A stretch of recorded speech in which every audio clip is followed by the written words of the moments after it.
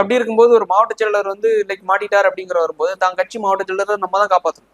So எல்லாரும் என்ன பண்றாங்க, புஷியானந்த் இப்படி கை விட்டாரு, புஷியானந்த் தப்பி விட்டாரு அப்படின்னு சொல்லும் போது அப்ப யாரு அதுக்கு அடுத்து இதுக்கு முன்னிலைக்கு வருவான்னு ஒரு கேள்விக்குறை இருக்குல்ல. ஸோ அந்த இடத்துல வந்து விஜய் அவர்கள் வந்து அட்லீஸ்ட் சின்ன பசங்க இருக்காங்க, இவங்களால பண்ண முடியல, சரி இவங்கள்ட்ட பணம் இல்லை, என்னதான் இருந்தாலும் ஒரு நல்ல ஒரு ஈவென்ட் மேனேஜ்மெண்ட் டீம் ஹையர் பண்ணிட்டாங்கன்னா ஒரு 20,000 பேர் வருவாங்க, 30,000 பேர் வருவாங்க. நாம் தமிழர் கட்சி கூட்டத்திலாம் ரொம்ப தெளிவா டீசெண்டா நடத்துவாங்க. அதாவது என்னன்னா வர்றவங்களுக்கு தண்ணி பாட்டில் முதல் தண்ணி வசதி முதல் பக்கத்துல டேங்க் எல்லாமே ஒரு ஃப்ரேமோ இன்ஃப்ராஸ்ட்ரக்சர் செட் பண்ணி வச்சிருப்பாங்க.